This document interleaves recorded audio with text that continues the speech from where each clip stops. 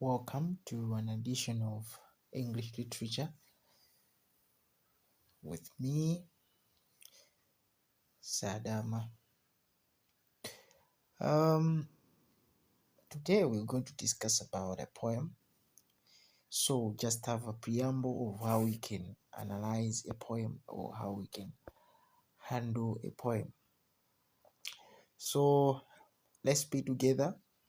I think this can work for both JCE and MSCE. Yeah, just the same. So today we'll just see some of the parts of the poem, especially the features that are specifically found in a poem. Then in the next part of a lesson, that's when we'll go further into some major devices, literary devices used in a poem, and some other literary pieces of writings. Let us first of all define the poem. So a poem can be defined as a piece of writing where language is chosen and arranged for its sound, rhythm, imagery, and emotional power, not just its literal meaning.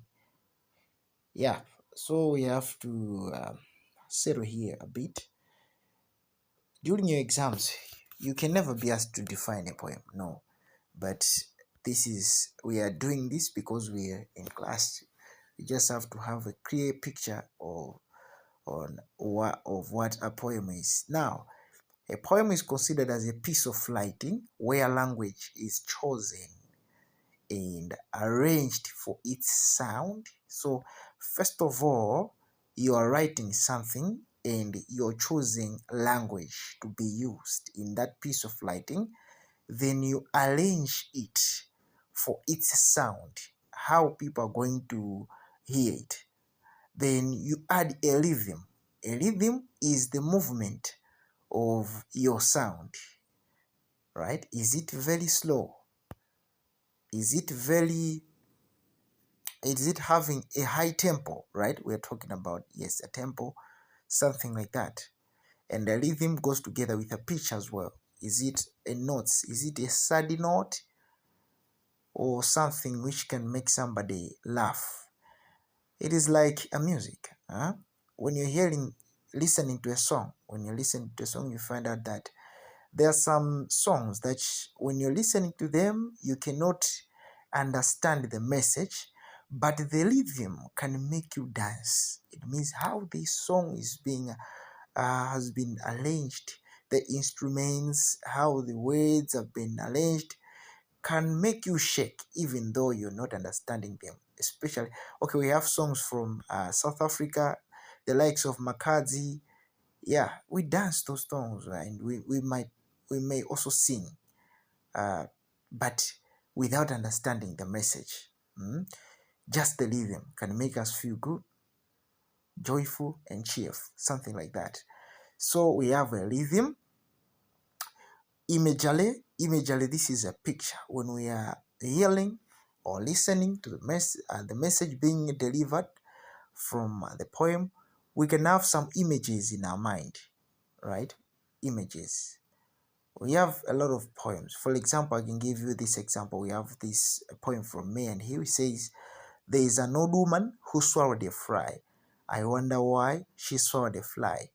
Poor old woman, she's sure to die." So the poem is saying there is an old woman who swallowed a fly. This woman swallowed a fly. So in our eyes, we can see a certain old woman taking a fly and swallowing it. So the poem is saying that this woman is surely likely to die. It means we can see things that can happen if somebody maybe has swallowed a fly, and there's some things happening showing that this person sooner or later is going to die. There are images. First of all, we have the image of that old woman, the image of a fly, and the person struggling with life because they have swallowed something. And emotional power as well. When we are listening to a poem, it gives us emotions. Is it love? Is it about a funeral? Or whatever it is. Not just its literal meaning. It means when you listen to a poem, it's not just about literature, but it has got these elements that can that are addressed accordingly based on what the persona is saying and what the listener wants or feel. The persona. So the persona is a person or anything speaking in the poem. Why anything? Because in a poem you can find an ant speaking, you can find a sea speaking, you can find a tree speaking, right? Something like that. So is a person or anything speaking in the poem. Then we have an addressee. So this one is the recipient of the message being delivered in the poem. It means the persona speaks to an addressee. The one who is receiving the message is called the addressee. Then we have the tone. The tone is the quality of the speaker's voice, e.g., soulful, sympathetic, joyful, or somber. A tone. If we want to see or to identify what kind of a tone a poem is having, I'll give you a good example when we're talking about a tone or the quality of the speaker's voice. Let's assume we are listening to a song and it sounds like this. Ajimwe, ajimwe, ajimwe, ajimwe, ajimwe.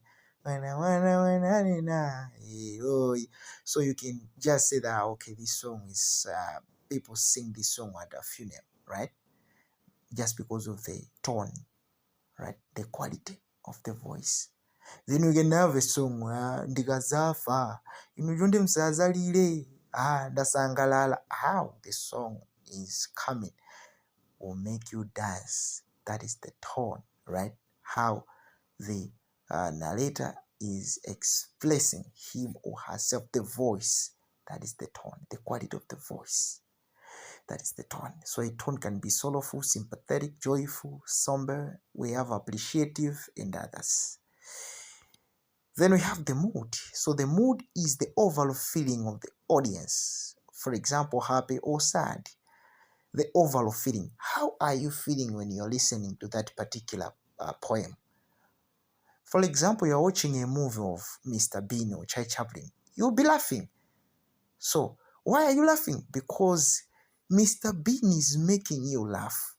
So when you are laughing, that is what we call the mood, right? So the mood comes because of a scene that you're seeing or you're watching or you're hearing. It's a reaction, in other ways.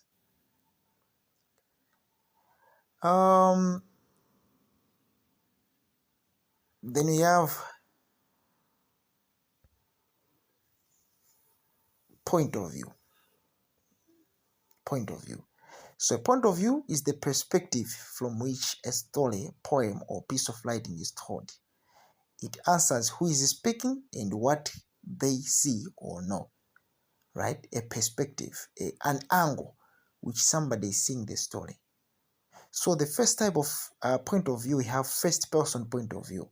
So here the narrator is a character in the story. So he uses I, us, or we. That is first person. It means the one who is speaking is also a character. So he or she uses I, us, or we. That is first person point of view. Then we have third person point of view. So the narrator uses he, she, or they, right? And in this point of view, the narrator sticks to one character's thoughts. So in this case, we call this one third person or third person limited point of view. That is why we have the bracket limited, because the narrator is just talking about the thoughts of somebody else. And the narrator is an all-knowing or omniscient. In this type of point of view, the narrator knows everything. Whatever is happening in the story, knows it. He knows it. He or she knows it, right? Omniscient. It's like God. God is present everywhere. Being omniscient, it means you're present everywhere. So that is the third person point of view. Then we have themes. So a theme is a central idea of the poem or story.